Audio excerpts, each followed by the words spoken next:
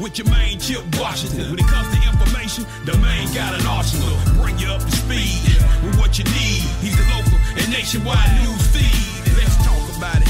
Dialect to do something about it. Chip got the flow wide open if you got questions about it. Man, it's the show that brings you to your raw. To solve all problems, it starts with real talk. Real talk. It's real talk. It's real talk. It's real talk. It's real talk. It's real talk. It's real talk. It's real talk. It's real talk. It's real talk. It's real talk. It's real talk. It's real talk. It's real talk. It's real talk. It's real talk. Yeah. Welcome to Real Talk with your host, Chip Washington. It's real talk. It's real talk. It's real talk.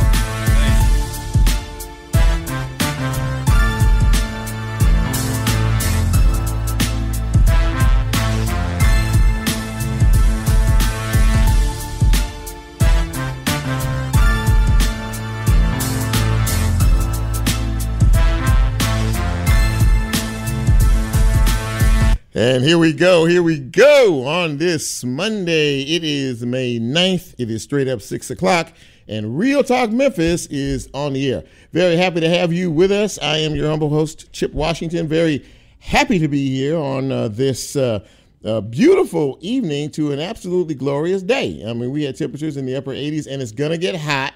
I see the temperatures are going to be in the 90s the next few days, and the best part about all this is that there's no rain in the forecast, so we really like that. Before I move forward, I hope each and every mother out there, in whatever form it takes, I had a wonderful Mother's Day celebration on yesterday.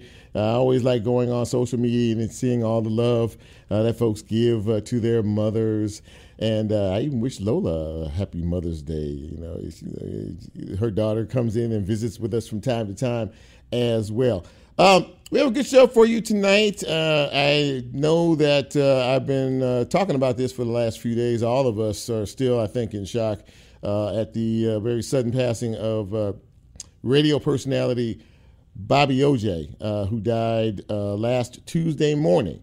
At the age of 68, he was doing what he loved. The Lord orchestrated it, so he was at work, and he was doing what he always did every day. And unfortunately, you know, for all of us, the Lord said it was time to come home. And so you know, I think it's a big shock to everybody. It was a big shock when it happened. It's still a big shock to many of us, including myself. I am, as a tribute to him, going to replay an interview that I did with him almost a year ago to the day. I did it May 10th, 2021, and I had been chasing him down for a while. Bobby wasn't one to do a lot of interviews. If you knew him and you knew about him like that, he did it, and if he did it, it was basically for the news. He did news, he did stories, you know, interviews for the various news stations, but I don't know that I had ever heard him do a radio interview about him. So he finally let me catch him, and he said, well, you know, he said, because I like the way you do it, you know, I don't have to leave my house, and I can sit here and dial in, and, you know, we had a really great conversation. So I hope you stick around. That is going to be in the second half hour, the third interview in the show. I will lay out the rest of the show in just a minute. But before we do, you know, this is the time of the program that we do a couple of things. First, we tell you how to get this fine piece of radio broadcasting, because every now and again you forget. That's why I'm here to remind you. So we're on live right now on 91.7 WYXR on the FM side. We are also live on the WYXR app. We are live on TuneIn, TUNEIN. Just put WYXR in the search and you can hear us. And we are doing a little thing we like to call Facebook Live. And a bit later on, I will post the show to YouTube. And as we are a podcast, once they post the show tomorrow, you can get this fine piece of radio broadcasting wherever you get your podcast. Now, as we move forward, this time of show, we like to celebrate. This is the celebration part of the show, where we celebrate your trip around the sun. This is the birthday time, and we like to, you know, shout you out wherever you are and, say, hey, we're glad that you're still here. But I can't do that until I say, hit it, Lola. Happy birthday!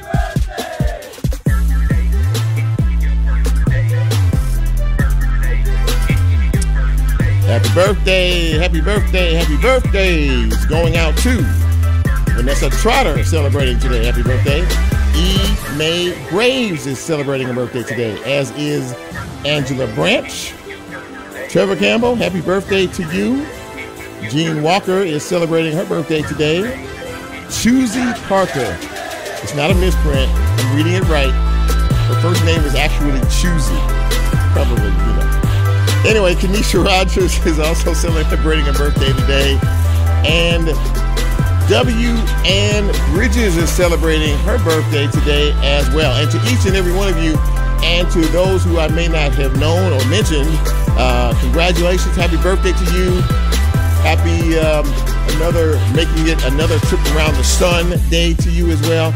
And we are looking forward to being with you next year, about this time. And we can do it all over again. Happy birthday to each and every one. Thank you, Lola.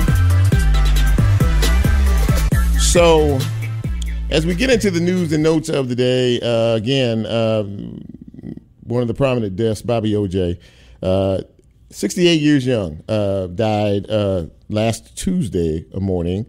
His funeral is set for this Saturday at World Overcomers Church. I believe the time is 11 a.m.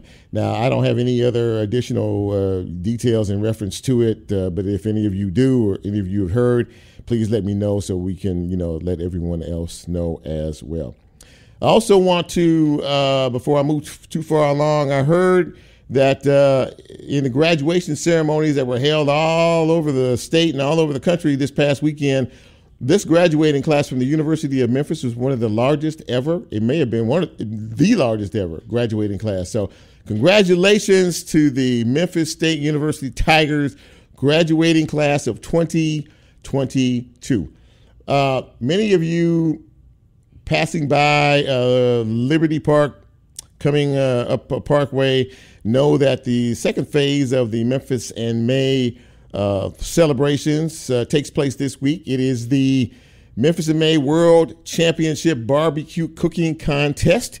It actually starts on Wednesday night with family night, but the competition starts on Thursday. Over 200 teams will be competing for the title of World Championship Barbecuer in various categories, and also a share of more than $140,000 in prize money to be split amongst the winners. We are going to be speaking with Randy Blevins in just a few minutes. He is the Vice President of Marketing and Programming for Memphis and May. He's going to tell us how things went with the music festival and what folks can expect as we enter into this weekend. I am going to talk once again about COVID numbers because there are some subvariants of COVID that are starting to make folks sick around the country.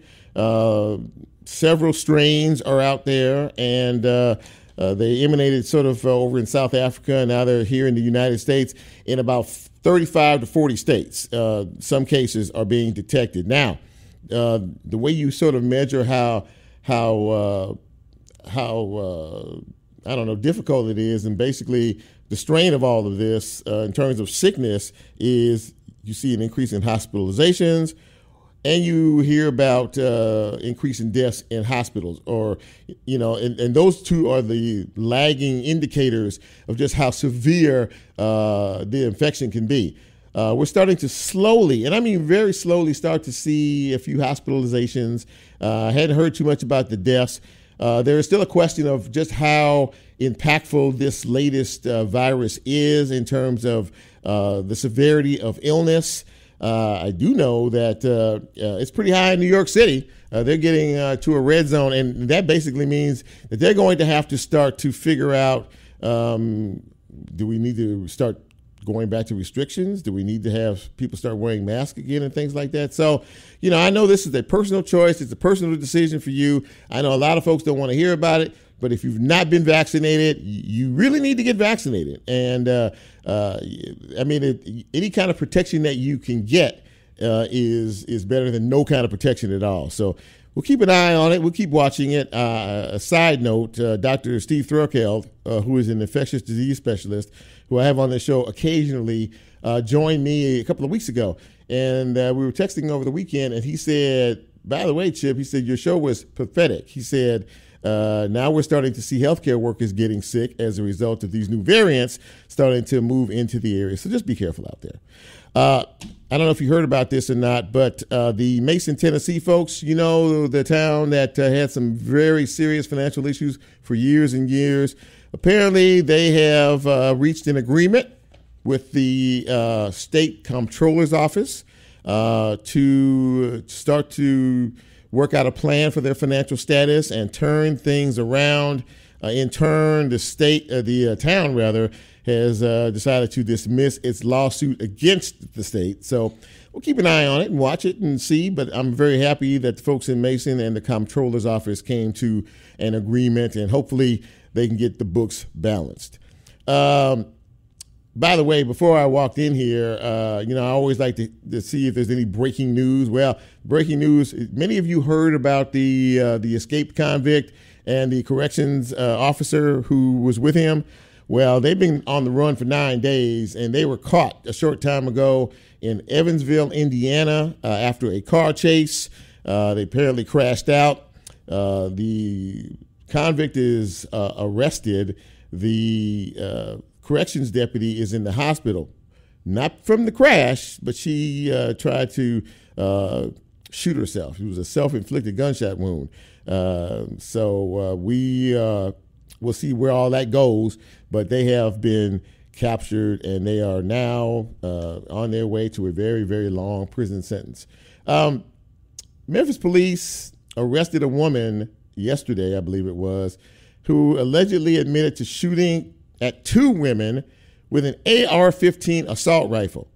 She shot at them from inside of her house. She saw them walking down the street, and she decided that she would open her front door and she would begin shooting from the inside. Now, her name is Jasmine Rice. She told police that she bought the high-powered weapon off the street for $200. An AR-15 assault rifle she bought off the street for $200. She did confess at firing 4 shots at the victims. Luckily, they were not hurt or injured. I'm going to shift gears to basketball. The Grizzlies play tonight, Game 4 against the Golden State Warriors in San Francisco. Golden State is up 2-1. John Morant is injured, and he won't play tonight. The Grizzlies are being real coy with this injury. It's a knee injury, and from all indications, he won't play tonight. He may not play for the remainder of the series. We'll know more about that as time moves along. But I'm sure there'll be some great watch parties tonight, as there have been ever since they started this thing. And so let's root the Grizzlies on and see what happens. Now, I don't bet horse racing. This past Saturday was the Kentucky Derby. I don't bet horse racing, but if anybody had the winner of the Kentucky Derby, which was Rich Strike, at odds that were 80-1. 80-1. Everybody was shocked. I mean, they were so. I think the horse was shocked. The horse might have passed out. I'm not exactly sure what might have happened there after the race, but that horse won, and it was Rich Strike. And if anybody had 80-1 odds, it was a Rich Strike for somebody. That's for doggone sure. So I think I'm going to wrap up the news and notes segment of the program here. And when we come back, we're going to talk a little bit about Memphis in May, where we are so far, what has been happening, how things are going, what we can expect this week. We're going to be speaking with Randy Blevins in just a minute. This is Real Talk Memphis. I am Chip. You know who you are, and we coming right back.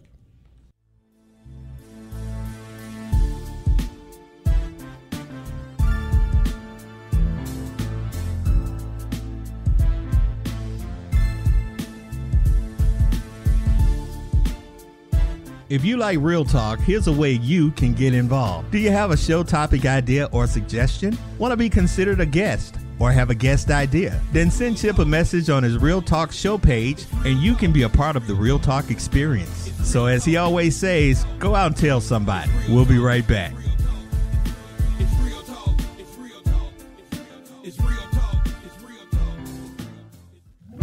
We're getting funky this go-round with the High Rhythm section and their 1976 LP, On the Loose. Grammy Award-winning producer Boo Mitchell and High Rhythm band members, the great Leroy Hodges, Archie Hubby Turner, and Reverend Charles E. Hodges will come along to commemorate the album. Listen to this Memphis funk masterpiece like you've never heard it at the state-of-the-art Memphis Listening Lab. WYXR's Stereo Sessions presented by Nexair and Mempho, featuring High Rhythm sections On the Loose, is sponsored by Orion, Duncan Williams, Archer Malmo, Fat Possum Records, Memphis Listening Lab, and Via Productions. The event is powered by a grant from Humanities Tennessee. Thank you very much.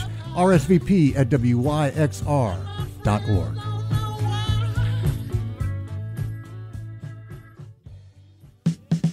Support for WYXR comes from Focal Point. Located in Crosstown Concourse, Focal Point is the Southern College of Optometry clinical facility that offers exclusive designer eyewear lines and eco-friendly frames, which meets the needs of patients who value style, customized fits, and a personalized approach to their eyes. Learn more at focalpointcrosstown.com. They don't know.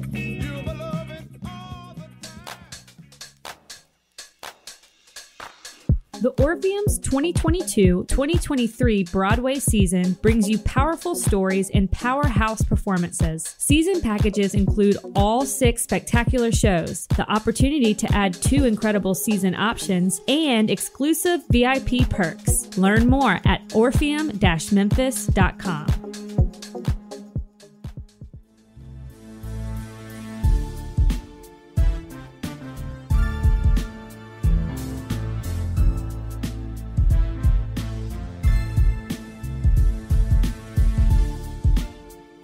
Get Real Talk on the TuneIn mobile app under WYXR, and he's now streaming live on Facebook. And you can also catch a rebroadcast on YouTube. Just put WYXR in the search box and hit subscribe. Now back to more Real Talk with Chip Washington.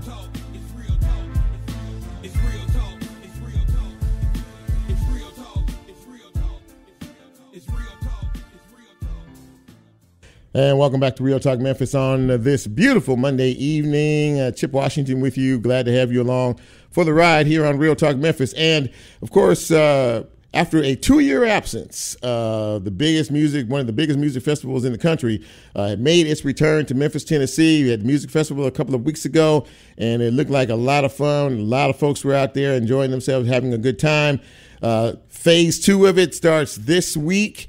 And if you're going to be soon smelling the waft of barbecue in the air. And to join me to talk about this is Randy Blevins. He is the Vice President of Marketing and Programming for Memphis in May. And Randy, good to have you on the show. Thanks for coming on. Glad to be here. It's barbecue week. It is barbecue week. Yes, sir. Absolutely. Before we talk a little bit about barbecue week, and I know there's a lot coming up, take me back to a week or so ago. Of course, it's been 2 years that we all suffered with COVID and did not have the event happen. It made its triumphant return. And from your view, from your perch, your perspective, how'd things go? I think it went really well. You're right. We were without the Memphis in May Beale Street Music Festival for 2 full years. And it was sorely missed.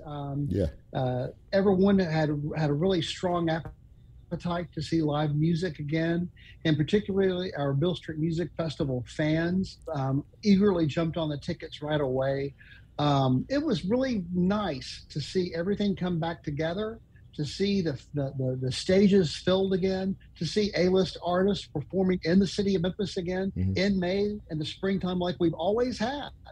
And it just felt good to be back. You know, one of the things that I enjoyed more than anything else really was walking around the festival site and seeing people just enjoying themselves, walking from stage to stage, stopping and buying a pronto pup or something, and not really being in a hurry, just grooving to the music and enjoying themselves. You know, that's what it's all about. And it was great to see that come back again.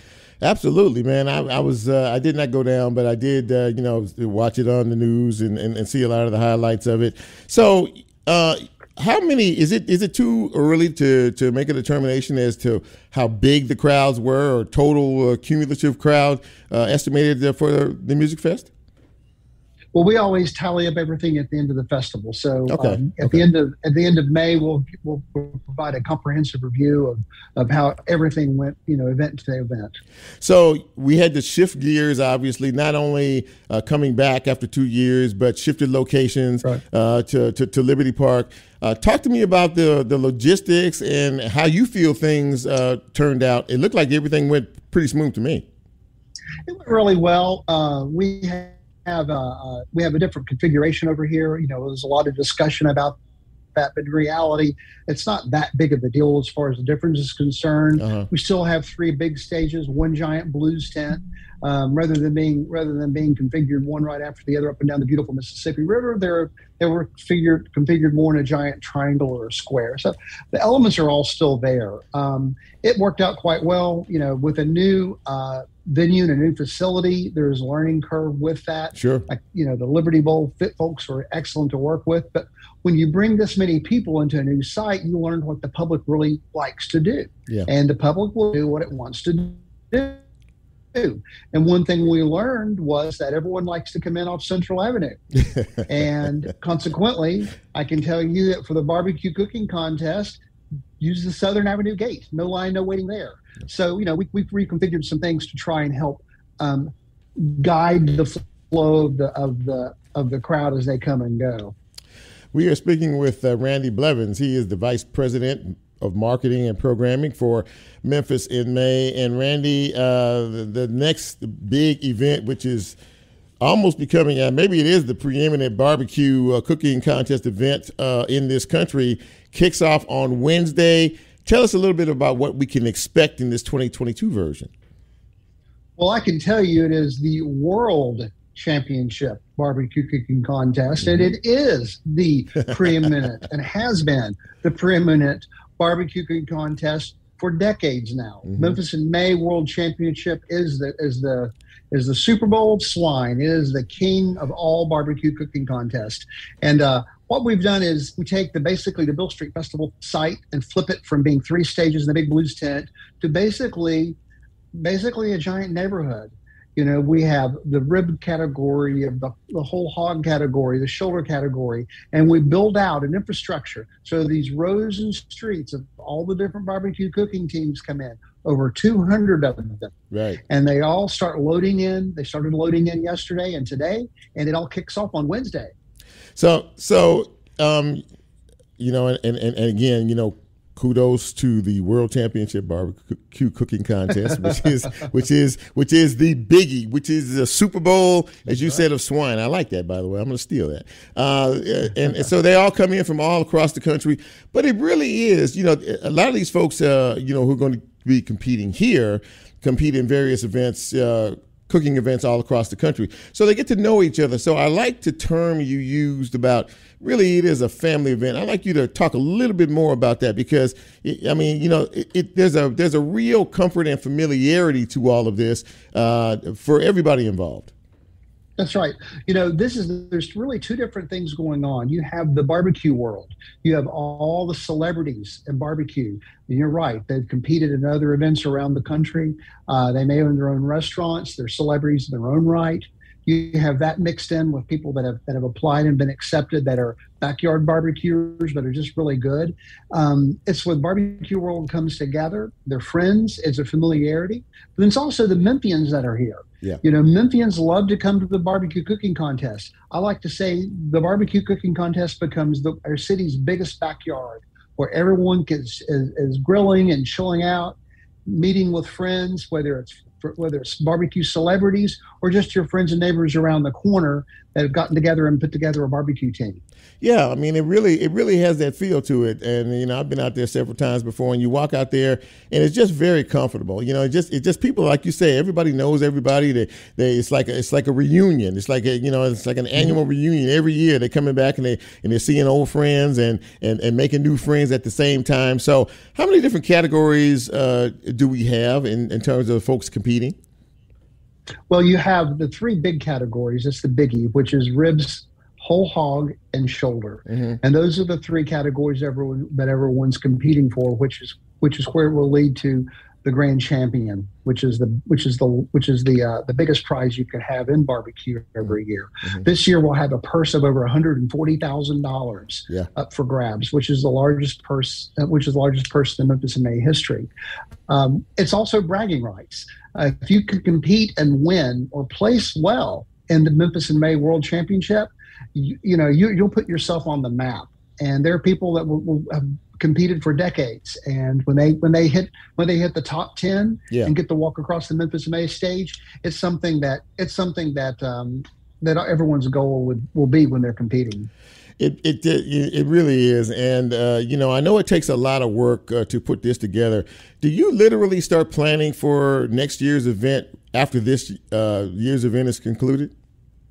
Of course, we'll have a debriefing in June, and then right around July or so, we begin the process for planning. And we have about a 12-month calendar. We really roll up the sleeves in earnest to get working. Toward the end of the summer. But the process starts all over again right away. Yeah, because it takes a lot of work, and of course, Tom Lee Park is being worked on and redesigned. Are you excited about what it's going to look like, and getting back to a very familiar venue for next year? Well, the Tom Lee Park venue for us is key, because so many of our visitors, both for the Beale Street Music Festival and as well for the barbecue cooking contest, come from out of town, right? Over 200 miles away. Mm-hmm. So if you're coming in from out of town, not just from Memphis, then where are you going to stay? You stay in the hotels, and the largest concentration of hotels in the city of Memphis is downtown. Right. Mm-hmm. So it's important for us to be close to the concentration of hotels. Then the other thing about being along the riverfront is that it sets us apart. Differentiation is key. You can plop a barbecue cooking contest or a concert or a festival anywhere in the world with the right amount of space, but when you have the backdrop of our beautiful cityscape and the majestic, mighty Mississippi River, that's what sets us apart. It's the atmosphere that our natural environment creates, helps to grow our festival to where it is today. So to answer your question is yes, we'll be very excited to get back into that home. Wrapping up with Randy Blevins from the Memphis in May organization. Randy, before I let you get out of here, tell folks how they can get into the barbecue cooking contest, ticket prices, and things like that. Yeah, well, we start. It kicks off on Wednesday. We have Wednesday, Thursday, and Friday. We have nightly entertainment, including the Spin Doctors on Friday and Tonal Oak on Saturday. You can buy tickets in advance at memphisinmay.org. Okay. That way you don't have to wait in line. You'll save a little money. It's $13 in advance. Mm-hmm. And, of course, you can buy them at the gate for $15. Well, man, I can tell you right now, I'm looking forward to it. The weather's going to be amazing. No rain in sight. And but listen, man, thank you so much for taking some time to. I know you're busy. My pleasure. And coming on the show and getting us all geared up for the World Championship Barbecue Cooking Contest. Thank you, Randy Blevins. I appreciate you being here. Thank you. All right, take care. Thanks, Jeff. All right, buddy. Take care. Goodbye. Bye-bye. Well, ladies and gentlemen, all you needed to know about the barbecue cooking contest, the World Championship Barbecue Cooking Contest, which kicks off on Wednesday and winds up with the champion on Saturday. Maybe I'll see you out there. You never can tell. We're going to take second break, actually. And when we come back, we're going to shift gears a little bit and talk about economic development, especially over in the Soulsville area in south part of Memphis. This is Real Talk Memphis. I'm Chip. Hang on, right back.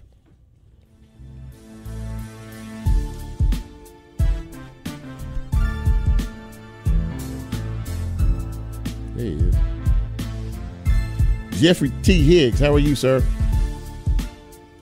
If you like real talk, here's a way you can get involved. Do you have a show topic idea or suggestion? Want to be considered a guest or have a guest idea? Then send Chip a message on his Real Talk show page, and you can be a part of the Real Talk experience. Listen, we're in commercial break, man. I'll be with you in just a So as he always says, okay? Go out and tell somebody. We'll be right back.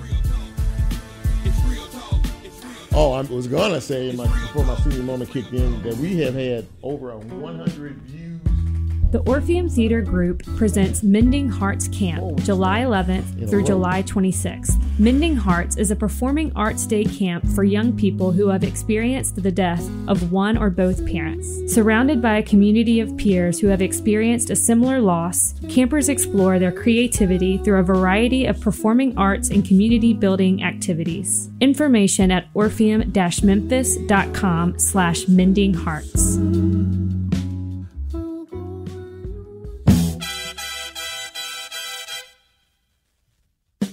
Support for WYXR, including our 2022 stereo sessions, comes from Duncan Williams Asset Management. They specialize in financial management for individual investors, businesses, nonprofits, and foundations. More information at dwassetmgmt.com. Put your money where your mouth is. Or you ain't saying nothing. Support for WYXR comes from the Orpheum Theater on Main Street in downtown Memphis. Live Nation presents Rainbow Kitten Surprise Thursday night, December 8th at 8 p.m. Tickets are on sale now for Rainbow Kitten Surprise at livenation.com. Sugar City, come home.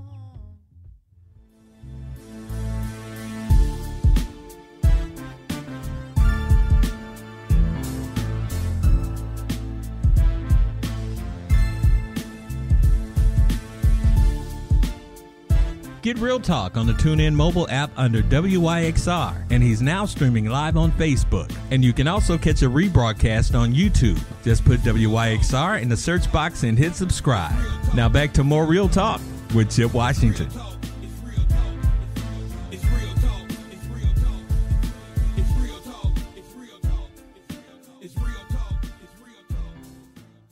And welcome back to Real Talk Memphis on this Monday evening, May 9th. Very happy to have you with us and very happy to have my next guest with us. You know, we always talk about civic improvement, civic engagement, you know, pride in the areas that you live and you work in. Well, the gentleman I'm about to introduce is really not just making those words. He's actually putting some action behind those words. We all know the Soulsville area, that part of South Memphis, over around Lemoyne College and things like that. Older part of town, you know, not in the best shape. But Jeffery Higgs, who is the president of LOCCDC, and he'll explain what those letters mean in just a second, is joining me now. He's the president of this organization that is dedicated to improving the complete area and the environment in the South Memphis area. And Jeffery, thank you so much for coming on the show, man. You know, I appreciate it. Absolutely. Glad to do it, man. Glad anytime we can talk about community development, you know, I'm all in. It's a big thing, man, and I know how busy you are.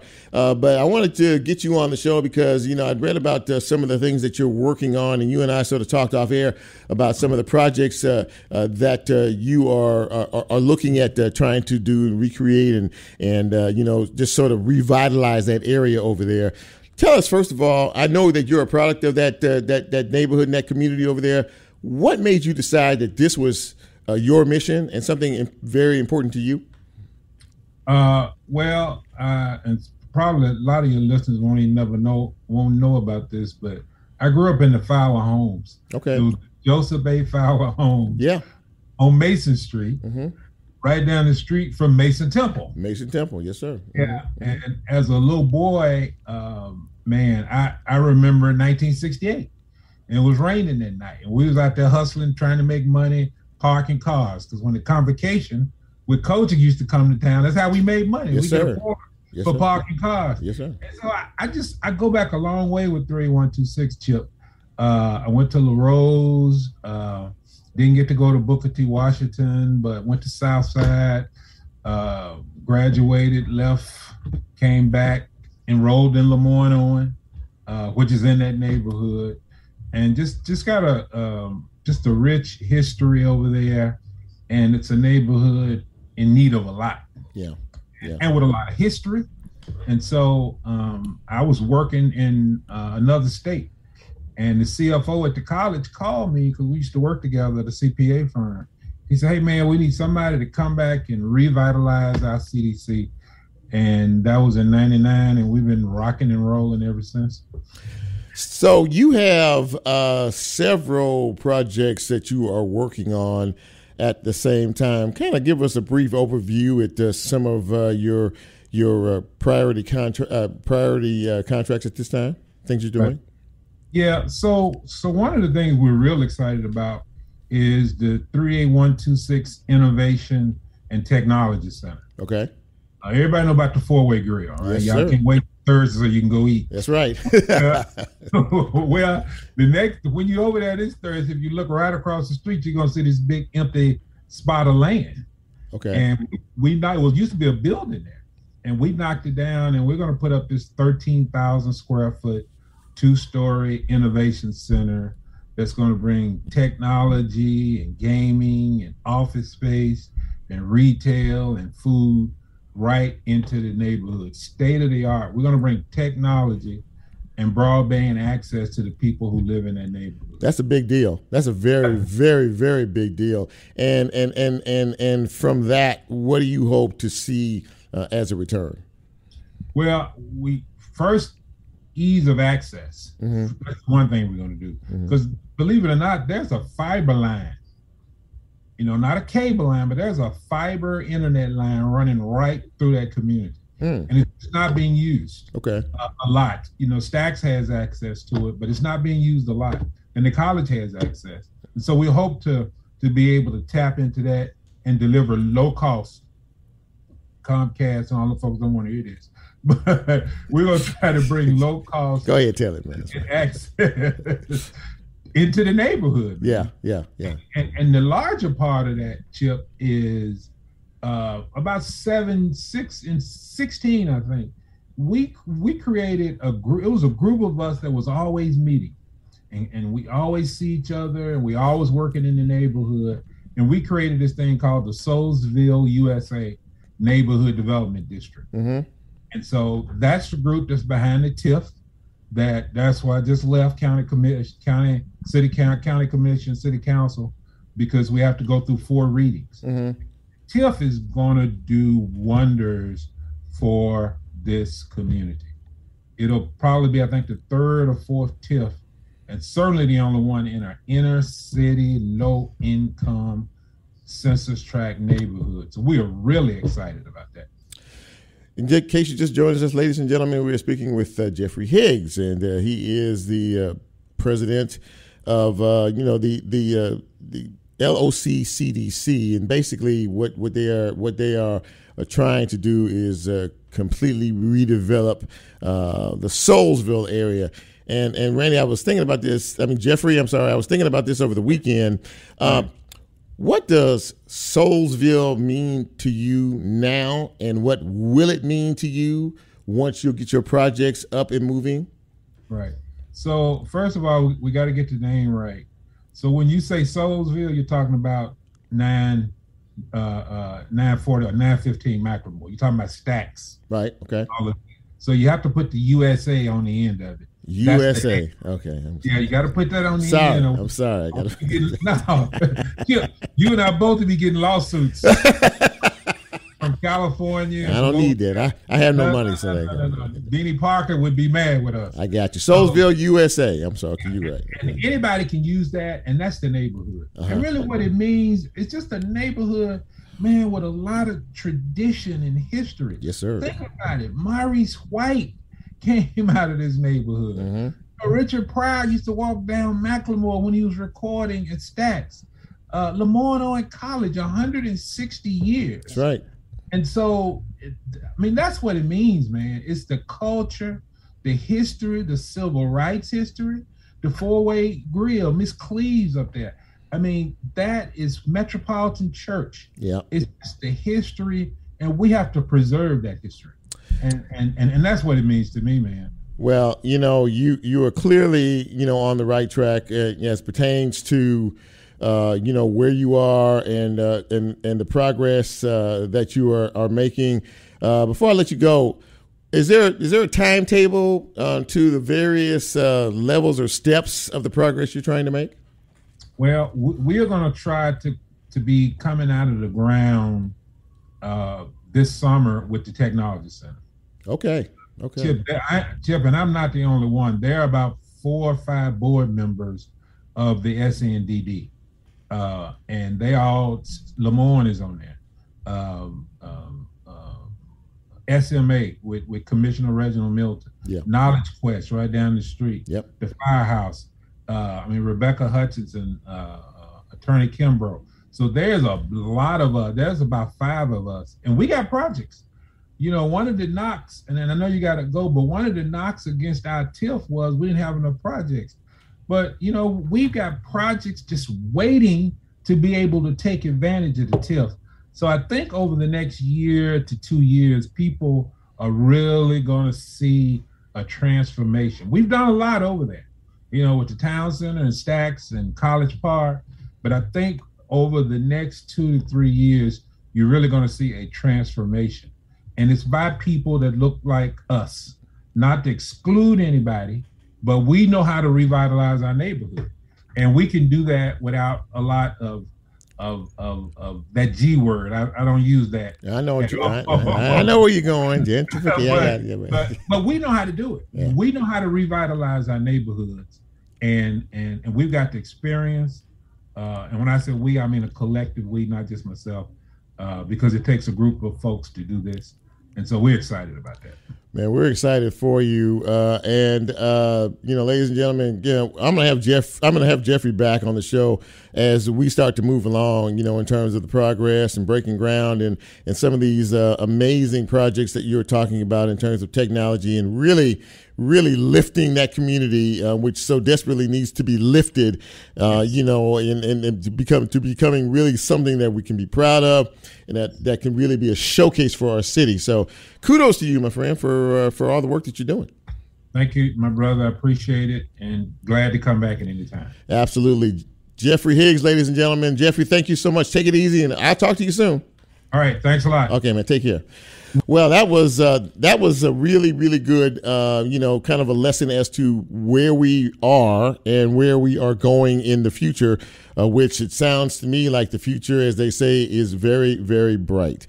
We're going to take our final break of the show, and I hope that those of you who are checking us out right now will stay with us a few more minutes. I had said earlier that we did an interview with the great, legendary radio broadcaster Bobby OJ about a year ago. All of us are mourning his passing today, and he will be funeralized this weekend at World Overcomers Church. I did an interview with him on this very radio station 1 year ago to the day tomorrow. We're going to rebroadcast that interview in its entirety because he didn't do many. This is Real Talk Memphis. I am Chip. We'll be right back.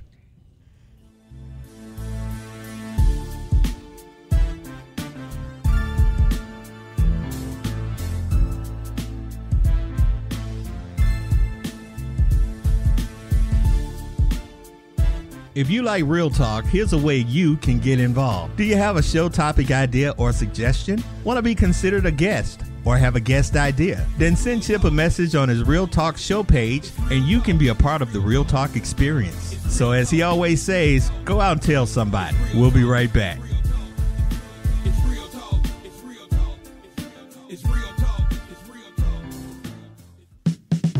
Support for WYXR comes from Focal Point. Located in Crosstown Concourse, Focal Point is the Southern College of Optometry clinical facility that offers exclusive designer eyewear lines and eco-friendly frames, which meets the needs of patients who value style, customized fits, and a personalized approach to their eyes. Learn more at focalpointcrosstown.com. They don't know.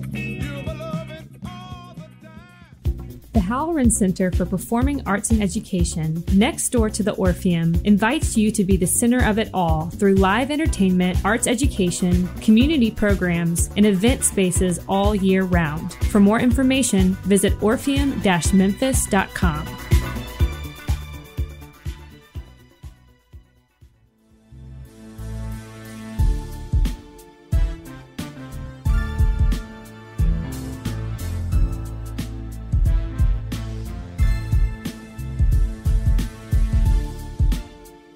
Get Real Talk on the TuneIn mobile app under WYXR, and he's now streaming live on Facebook. And you can also catch a rebroadcast on YouTube. Just put WYXR in the search box and hit subscribe. Now back to more Real Talk with Chip Washington.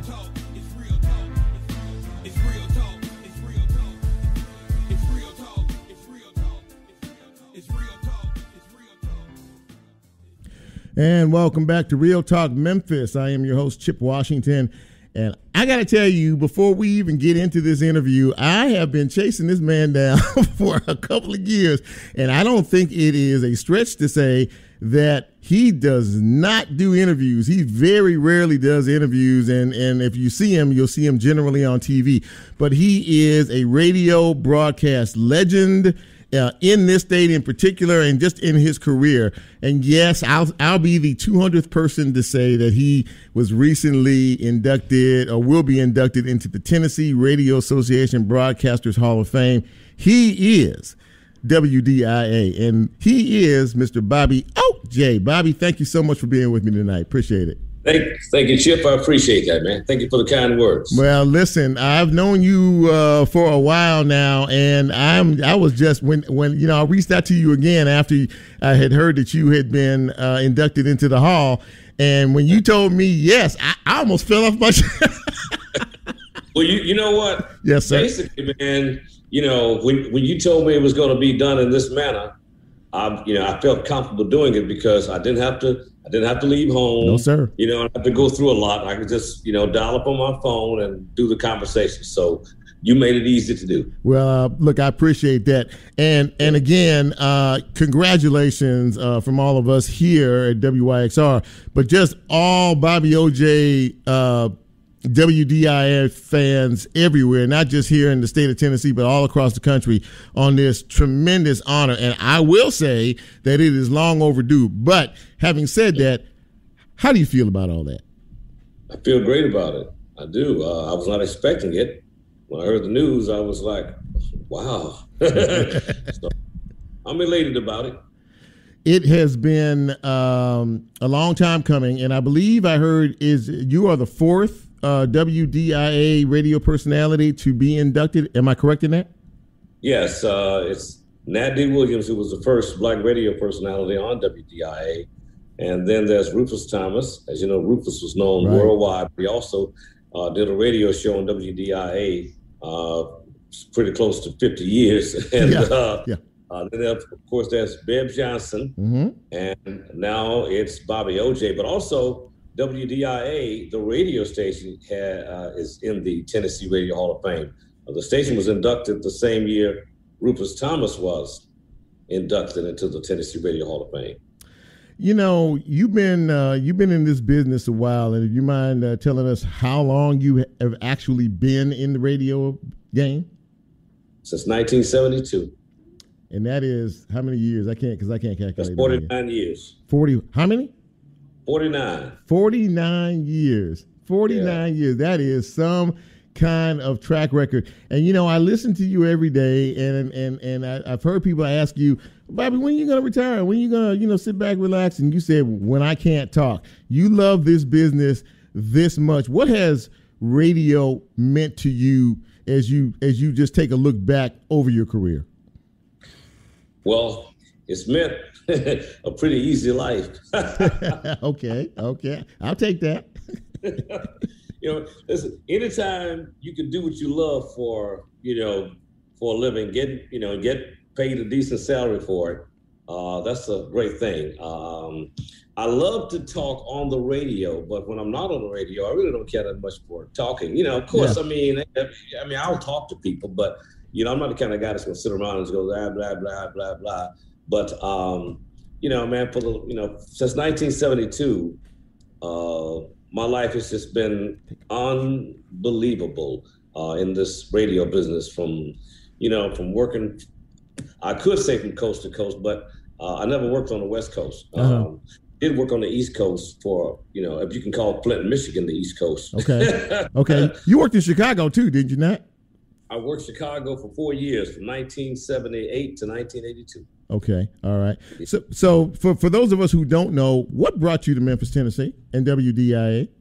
Well, speaking of Chicago, before Chicago, I got my start in Montgomery, Alabama in 1972. And from Montgomery, I went back to Milwaukee, where I got my, I can't say broadcasting degree. I went to broadcasting school, but they weren't giving degrees. They were giving out, they weren't even giving out diplomas. They were giving out certificates. So yeah, I went back to Milwaukee, and I was offered a job there after I'd been on the air for a little while in Montgomery, Alabama.